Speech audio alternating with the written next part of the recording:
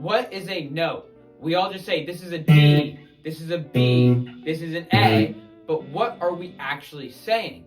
What we're saying is just a measurement of frequency, but there's still more depth to what a note is than just frequency. But first, you have to understand what actually makes something a frequency. The greatest example is taking this sine wave and measuring it peak to peak. The distance of this peak to peak measures the wavelength. A shorter wavelength would represent a higher note, and a longer wavelength would represent a lower note in terms of what we hear as pitch. And now that we know wavelength is the first step in figuring out frequency, what bridges the two together? And that's a measurement we use as hertz, which measures how many times those peaks of the wavelengths will hit per second. And when we reach certain numbers like 440, we get what we call an A note. And as we change this number, and then certain notes will be your B, your D, your C sharp, and your E flat, and so on. So now that we know, each note we are playing is just a measurement of how many times the main frequency is hitting per second. But a word I said there that you have to understand is main frequency.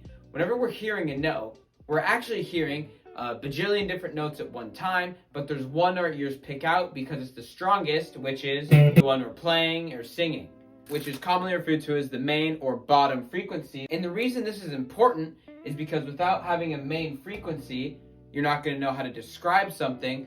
But if I told you to tell me the difference between a D on a trumpet, guitar, my voice, how are you going to tell me it's different if they are playing the exact same main frequency? The only answer to describe the different timbre of the instruments or things making these sounds is what is happening besides the frequency, because what most people don't actually know is there's a shit ton of little frequencies just dancing above your main one.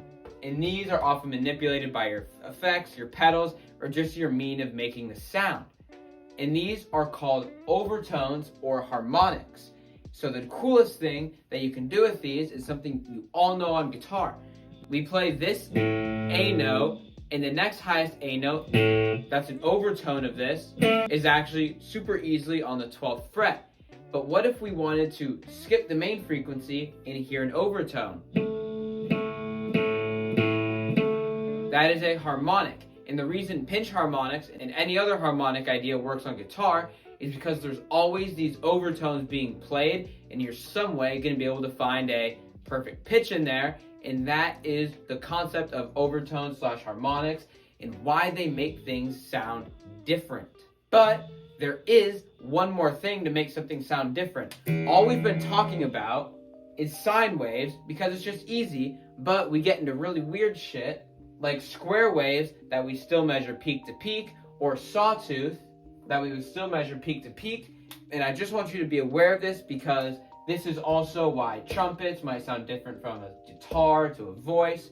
That includes the timbre of an instrument. Now that you understand timbre, what is the last thing missing according to notes and how things sound? Something you absolutely need to understand is volume. One reason is because volume can manipulate the tone of an instrument like this, such as making it more defined or making the gain higher and more clear. And a huge advantage you're going to take right now is understanding it in 50 seconds. Talked about peak to peak, and there's these heights between, and if we draw a line in the middle, we see there's the distance from getting from a peak to a trough, and when that distance is bigger, even if it's the same frequency, you have a larger amplitude, and amplitude is sound, which is also measured in decibels. And that is going to be projected through your volume knobs, how much air you're pushing through your voice, through the flute, turning all your knobs up on your amp because you're a G. And that is the last important part of the fundamentals for sound, frequency, and what the hell notes actually are.